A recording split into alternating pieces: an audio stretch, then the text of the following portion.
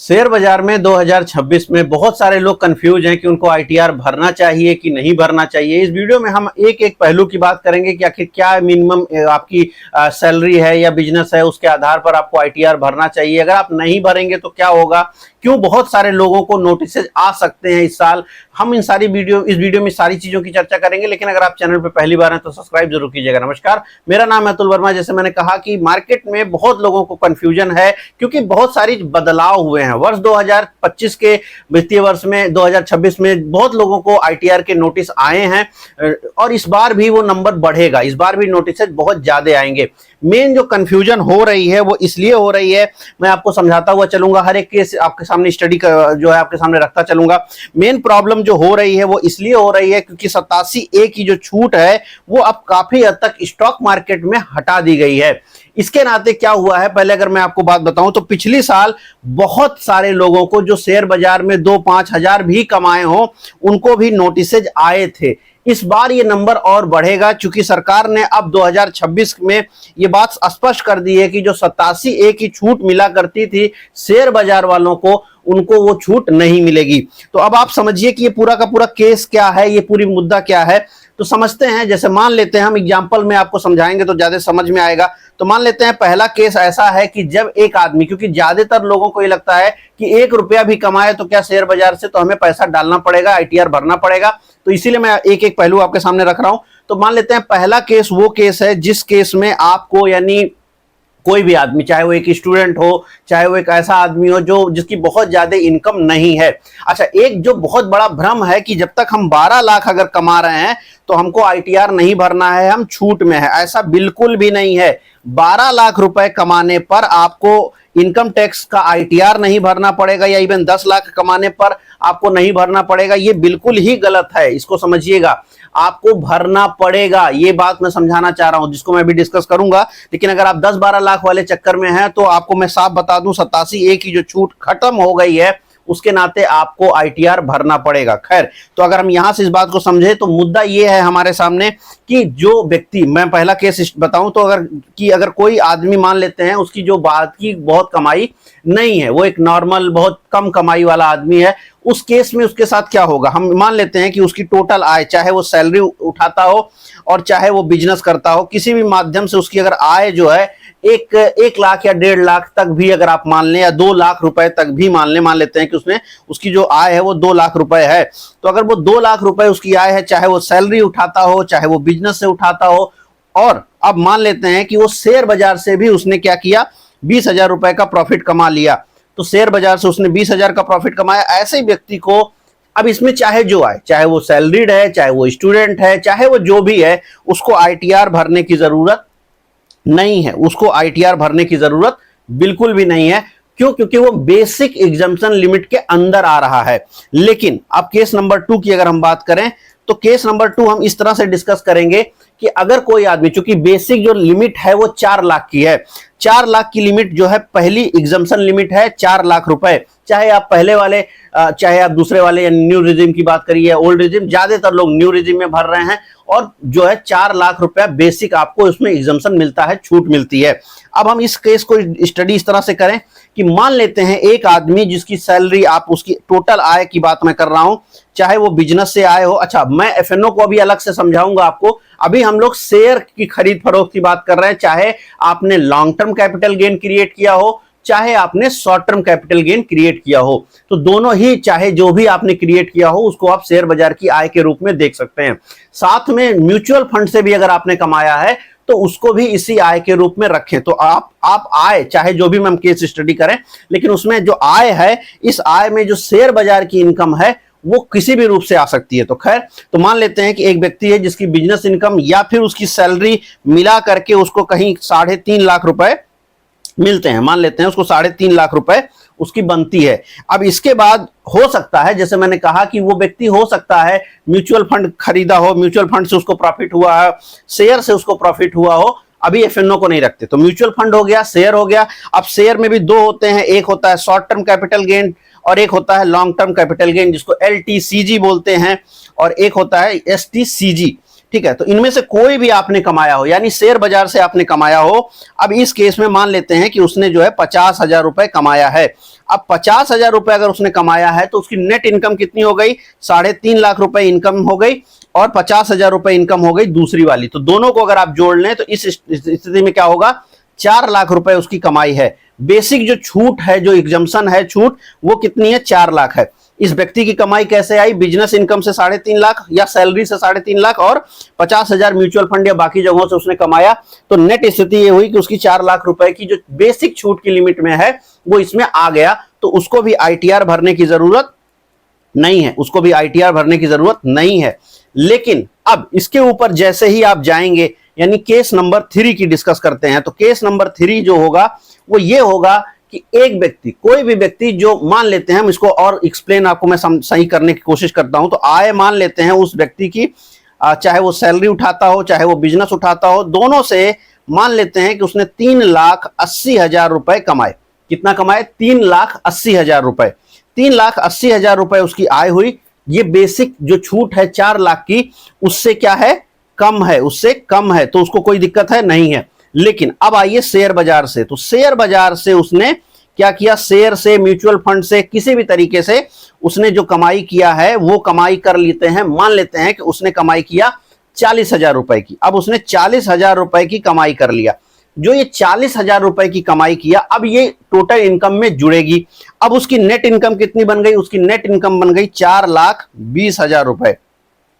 अब ये जो 4,20,000 रुपए बनी, इस व्यक्ति को, चूंकि वो 4 लाख की बेसिक जो छूट है उसके ऊपर चला गया, तो अब इस व्यक्ति को आईटीआर भरना पड़ेगा। जी हां, इस व्यक्ति को आईटीआर भरना पड़ेगा। अब आपके मन में ये होगा कि ये व्यक्ति आईटीआर क्यों भरेगा यार, जबकि हमने तो सुना है कि 12 लाख रुपए तक की छूट है, 12 लाख वाले को टैक्स नहीं देना है, ये तो आपने सुना हुआ है। तो ये कहां से ये आ गया कि 4,20,000 वाले को ही आईटीआर भरना पड़ रहा है। और भरना नहीं पड़ेगा, आपको टैक्स सर्व करना पड़ेगा, यानी आपको टैक्स देना पड़ेगा। तो ये जो 20,000 रुपए आपके बनते हैं, इस 20,000 पर, चूंकि ये एलटीसीजी से आया है, तो इसका जो आपको टैक्स आएगा तकरीबन 20% का, चूंकि शॉर्ट टर्म कैपिटल गेन अब उतना है, तो 4,000 रुपया प्लस जो सेस आपका आएगा, थोड़ा सा जीएसटी आएगा। मान लो आप मोटा मोटी 4,100-200 रुपए आएगा, लेकिन हम 4,000 मान लेते हैं, तो 4,000 रुपए आपको टैक्स का बनेगा ही बनेगा। अगर आप 4,20,000 इनकम पे हैं और अगर आप 40,000 रुपया कमा रहे हैं शेयर बाजार से, आप 30,000 कमा रहे हैं, उसी हिसाब से निकाल लीजिएगा। जो भी आपकी रकम 4 लाख के ऊपर जा रही है, जो शेयर बाजार से आप कमा रहे हैं, वो आपको पे करना पड़ेगा, एज ए टैक्स आपको पे करना पड़ेगा। अब आते हैं केस नंबर 4 पर। केस नंबर 4 में एक व्यक्ति की आय हम मान लेते हैं कि उसकी आय जो है 4,20,000 रुपए है, या 4 लाख रुपए कर लीजिए। तो 4 लाख रुपए जब आपने उसकी आय कर ली, तो 4 लाख रुपए तक तो उसका छूट था, 4 लाख तक तो उसको प्रॉब्लम नहीं था। लेकिन शेयर से या म्यूचुअल फंड से किसी भी तरीके से वो मान लेते हैं 1 लाख रुपए उसने और कमाए। नेट इनकम कितनी हो गई, 5 लाख रुपए हो गई। ये जो 5 लाख रुपए नेट इनकम हुई, ये आईटीआर इस व्यक्ति को भरना पड़ेगा। आईटीआर क्यों भरना पड़ेगा, आईटीआर इसलिए भरना पड़ेगा क्योंकि इसका ये जो शेयर बाजार से कमाई आई है, ये 87A के तहत आपको छूट नहीं दे रही है। अब ये 87A की जो छूट हुआ करती थी, जिसके तहत आपको 12 या 7 लाख रुपए की जो लिमिट होती थी, तब तक अगर आप शेयर बाजार से भी कमा रहे हैं तो आपको दिक्कत नहीं आती थी। लेकिन 2025 में जो संशोधन किया गया, 2025 में बहुत सारे लोगों ने नहीं भरा, उनको आईटीआर आया भी था, जिनका थोड़ा बहुत ज्यादा था, उनको सभी के नोटिसेस आए थे। कुछ लोग उसमें रह भी गए थे, क्योंकि आईटी डिपार्टमेंट ने ये कहा था कि आईटी डिपार्टमेंट ने कि भाई उनका जो सॉफ्टवेयर था उसमें ग्लिच था। लेकिन 2026 में अब कोई ग्लिच नहीं है। तो आप ये मान के चलिए कि अगर आप 5 लाख रुपए कमा रहे हैं, इवन अगर जो मैंने अभी केस आपको बताया कि अगर आप 4 लाख वाले के ऊपर जरा सा भी ऊपर गए हैं, 4,20 भी कमा रहे हैं, 4,10 भी कमा रहे हैं, और आप आईटी डिपार्टमेंट को नहीं बता रहे हैं कि हमने क्या कमाई करा है, यानी आईटीआर आप नहीं भर रहे हैं, तो आपको लगभग होगा कि आपको एक टैक्स नोटिस आ सकती है, उसकी संभावनाएं बन रही हैं। क्यों? क्योंकि आप उस लिमिट के ऊपर चले गए हैं। अब मैं भी 12 लाख वाली बात भी बताऊंगा, लेकिन अगर आप, जैसे हमने केस 5 डिस्कस किया है, 4, तो यहां पर भी वही है कि 5 लाख रुपए आप कमा रहे हो, लेकिन 1 लाख रुपए आपका जो है शेयर बाजार से आया, 4 लाख रुपए सैलरी से आई, सैलरी एग्जम्प्ट हो जाएगी, बट शेयर बाजार के नाते आपको पे करना पड़ेगा टैक्स। और इस पूरे 1 लाख रुपए के ऊपर अगर ये शॉर्ट टर्म कैपिटल गेन है तो 20,000 रुपए आपका, जो कि 20% बनता है, वो आपका टैक्स आ जाएगा। तो 20,000 रुपए का आपको टैक्स आ जाएगा अगर आपका ये शॉर्ट टर्म कैपिटल गेन है। अगर लॉन्ग टर्म कैपिटल गेन है तो 15,000 रुपए आ जाएगा। लेकिन आपका रिटर्न आपको भरना भी पड़ेगा और आपको टैक्स भी देना पड़ेगा, ये बात आप बिल्कुल याद रखिए। अब जो 12 लाख वाली बात है, तो 12 लाख वाली बात किसके ऊपर लागू होती है? ये शेयर बाजार के ऊपर लागू नहीं होती। अगर आप शेयर बाजार से नहीं कमाए हैं, ठीक है, शेयर बाजार आप में नहीं जुड़ा हुआ है, कोई भी इनकम है, कोई दूसरा इनकम स्रोत है, आपके आय का स्रोत सैलरी हो सकती है, आपके आय का स्रोत बिजनेस हो सकता है, और उस केस में आपने 12 लाख रुपए तक भी कमा लिया, या अगर हम बोलें कि 11,80,000 कमा लिया, तो क्या आपको भरना पड़ेगा? तो आप टैक्स से लिमिट से बाहर हैं। भरना नहीं भरना वो आपके ऊपर है, बट आप टैक्स वाले रिबेट वाली प्रॉब्लम से बाहर हैं। आपको टैक्स नहीं देना है उस केस में। 12 लाख रुपए तक भी 11,80,000 रुपए अभी बन रहा है, तो आपको नहीं देना पड़ेगा। क्यों नहीं देना पड़ेगा? क्योंकि आप शेयर बाजार का कुछ भी नहीं किए हैं। तो जो 87A की छूट है वो आपके ऊपर लागू हो जाएगी, जबकि जो व्यक्ति शेयर बाजार कर रहा है उसके ऊपर 87A की छूट लागू नहीं होती है। तो ये बात आपको ध्यान रखनी है। अब आते हैं एफएनओ वाले मुद्दे पर। एफएनओ क्या है? एफएनओ जो है, और जो लोग नहीं समझते हैं उनको लगता है शेयर बाजार करने का बेनिफिट है। तो देखिए, अब जब आप शेयर की बात करते हैं, मैं वापस एक चीज बताता हूं, बहुत सारे लोग इंट्राडे करते हैं। इंट्राडे इनकम क्या है? आज की डेट में सरकार ने साफ बता दिया है, इंट्राडे जब आप कोई भी काम करते हैं, यानी इंट्राडे शेयर करते हैं जिसमें आप MIS यूज करते हैं कोड, या फिर आपका ब्रोकर आपको इंट्राडे कोड यूज कराता होगा, उसमें आपको क्या है, वो स्पेकुलेशन है। स्पेकुलेशन पर आपको ITR डालना पड़ेगा। स्पेकुलेशन में कोई लिमिट, कोई छूट आपको नहीं मिल रही है। तो अगर आप स्पेकुलेट इनकम कर रहे हैं तो भी आपको 4 लाख के ऊपर गया तो स्पेकुलेशन का इनकम का भी आपको टैक्स देना पड़ेगा, और उस पर 30% टैक्स लगेगा, ये भी याद रखिए।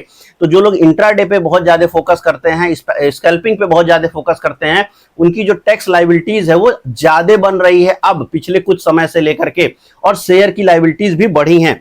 अब आते हैं एफएनओ को लेकर के बात करते हैं। तो एफएनओ को की बात की जाए तो एफएनओ में क्या होता है? एफएनओ जो होता है ये है एक बिजनेस इनकम।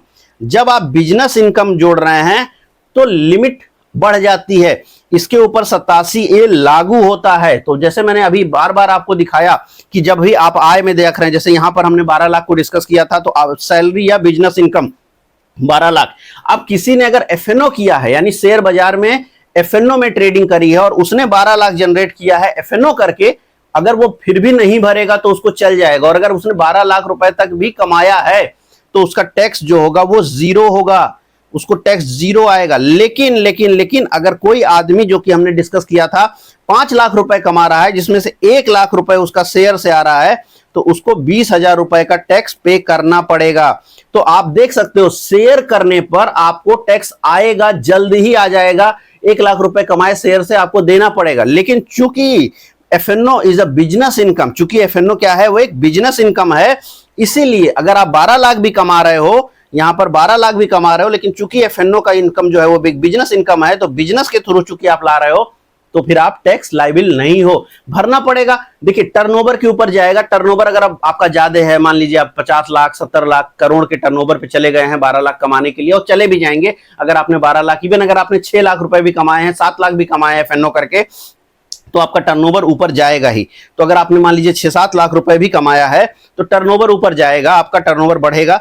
ऐसे केस में देखिए, सरकार आपसे टैक्स तो नहीं ले रही है, टैक्स आपको नहीं लगेगा, टैक्स आपका फ्री है। लेकिन अगर आप ITR डाल दोगे तो आपको एक बेनिफिट रहेगा कि चलो आपने टर्नओवर को जस्टिफाई आप कर सकते हो। नोटिस 99% उस केसेज में तो नहीं आती है जब आप जो है एग्जम्पशन लिमिट से नीचे हैं, लेकिन फिर भी आपको भरना चाहिए। तो एफएनओ का एक बड़ा लाभ है, जिसके नाते एफएनओ में लोग, बहुत सारे लोग कारोबार करते हैं, वो ये टैक्स वाली मुद्दा भी है, आपको ये बात समझना चाहिए। दूसरी चीज है कि जब आप इक्विटी कर रहे हैं, वहां पर जो है चीजें अब थोड़ी ज्यादा स्पष्ट हैं कि भाई आपको टैक्स आपको देना ही पड़ेगा। एफएनओ के केस में नहीं है, टर्नओवर के केस में है। 12 लाख के ऊपर की इनकम पे आपको जाहिर सी बात है टैक्स तो देना ही देना है, उसमें तो कोई बचने की बात नहीं है। लेकिन 12 लाख से कम इनकम पर एफएनओ में फिर भी आप रह जाएंगे, भर देना जरूरी है। अच्छा, जो लोग लॉसेज में हैं, अब जैसे मान लीजिए आपको लॉस है, तो अगर आप लॉस में हैं तो क्या होगा, ये तो गेन का हो गया।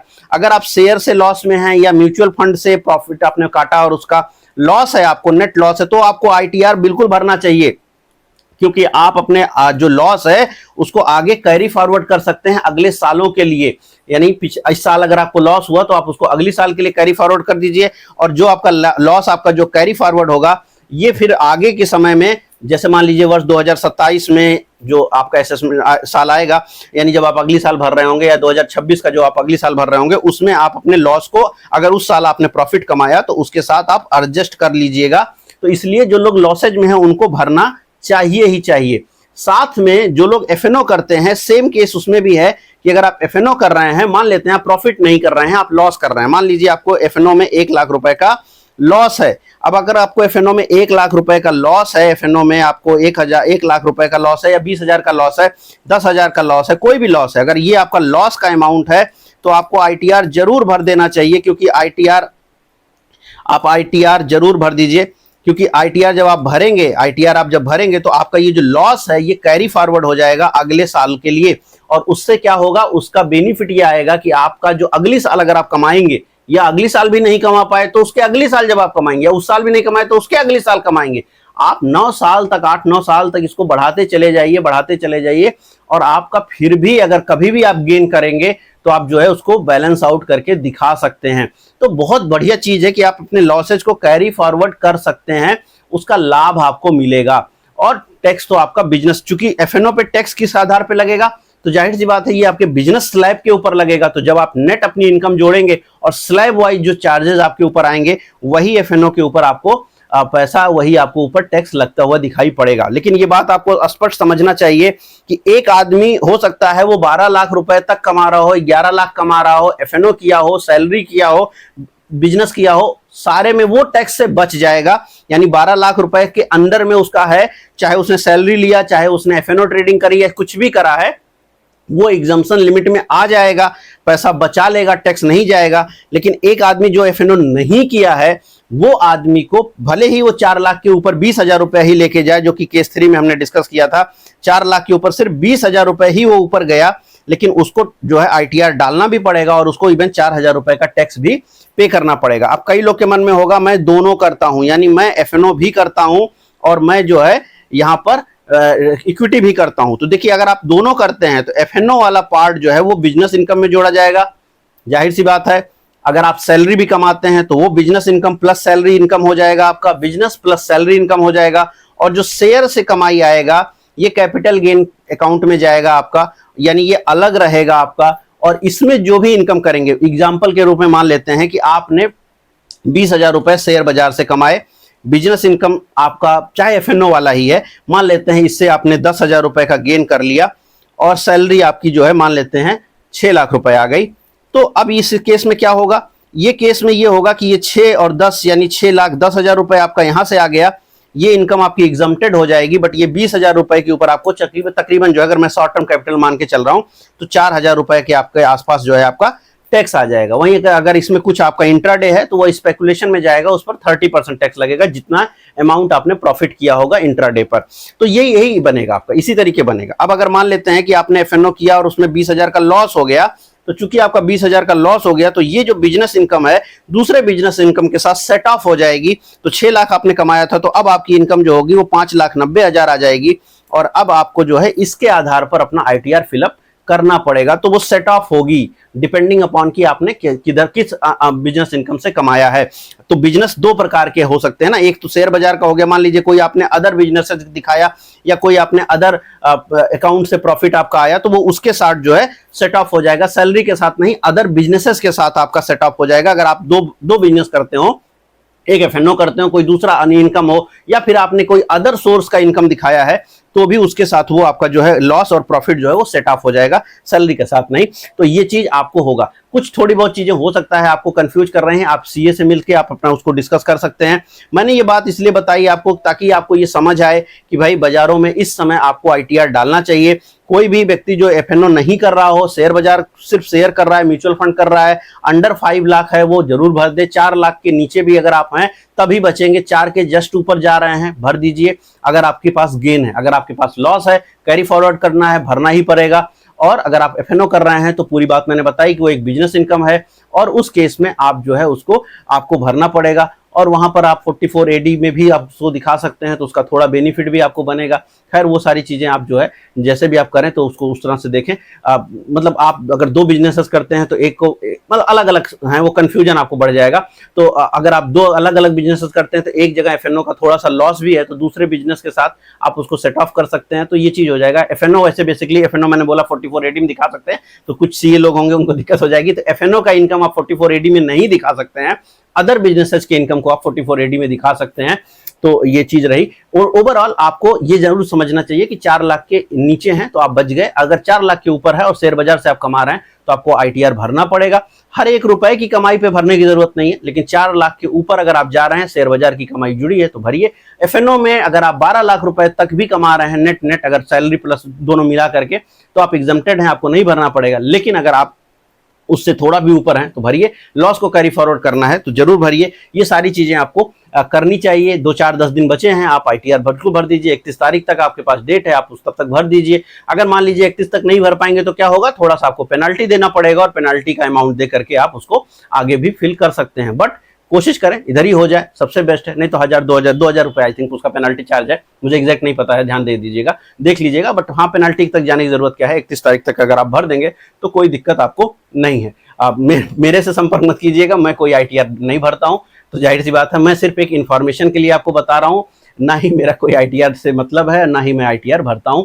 बट मुझे चूंकि बहुत सारे लोग कमेंट्स में मैसेज कर रहे थे और ये सीजन चल रहा है तो मैंने इसलिए आपको बताया। और अगर आप समझदार हैं तो भरेंगे तो आपको एटलीस्ट नोटिस या बाकी चीजें नहीं आएंगी। इवन बहुत लोग का जो एफडी रखते हैं उसमें टीडीएस कट जाता है, जैसे मेरे घरों में भी होता है। तो उसमें होता ये है कि लोग नहीं भरते आईटीआर तो फिर बच जाता है, वो फिर वो पैसा वापस नहीं आता। तो अगर आपका टीडीएस वीडीएस भी कटा है तो भी आप आईटीआर डाल दो। अगर आप आईटीआर डाल दोगे तो एफडी का टीडीएस कटा होगा या बाकी जगहों से कटा होगा और आप टोटल एग्जम्पशन से नीचे हैं, यानी छूट आपको मिल रही है, तो वो पैसे वापस आ जाएंगे एटलीस्ट। तो कहीं से भी कुछ भी कट रहा है आप उसको जरूर भर दो। कई लोग के मन में रहता है कि मैं अगर आईटीआर भर दूंगा तो इनकम टैक्स डिपार्टमेंट मेरे बारे में जान जाएगी। भाई इनकम टैक्स डिपार्टमेंट आपके बारे में पहले से ही जानती है। आपका कोई भी बैंक है, जितने भी आपके पास बैंक है, कभी आप जाके चेक करो, जितने भी बैंक है उसमें जितना इंटरेस्ट आ रहा है वो ऑलरेडी उनको पता है, वो अपनी वेबसाइट पे अपलोड कर रहे हैं।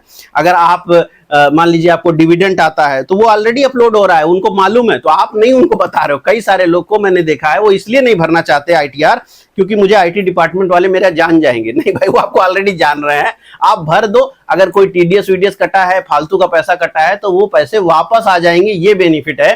तो वो जान जाएंगे के चक्कर में मत रहिए, आप भर दीजिए, आपका पैसा आ जाएगा, ये ज्यादा जरूरी है। तो अगर आप एफडी या बाकी जगहों से कहीं आपका टीडीएस डिडक्शन हुआ है तो उसके लिए भी आपको आईटीआर भरना चाहिए, भले ही आप शेयर बाजार में ना काम करते हो, भले ही आप जो है कुछ और भी करते हो, बट अगर कटा हुआ है तो उसको भर सकते हैं। मैं एग्जांपल बोल दूं, मान लीजिए आपकी टोटल इनकम 4 लाख है या उससे भी कम है और आपका कोई टीडीएस कट गया है तो आपको उसको भरना चाहिए। टीडीएस बहुत सारे कारणों से कट जाता है। ज्यादातर जो एफडी रखते हैं, बड़ी एफडी रखते हैं, तो जनरली जो बुजुर्ग लोग हैं उन लोगों को कट जाता है। रिटायरमेंट के बाद वाला बड़ा फंड एफडी में डाल देते हैं लोग, तो उनका टीडीएस कट जाता है। तो ऐसी कोई भी केस है ना, तो आप आईटीआर डाल दीजिए। आपको आईटीआर डालने से आपका टीडीएस जो है रिफंड मिल जाएगा, भले ही आप चूंकि आप टैक्स लिमिट से नीचे हैं।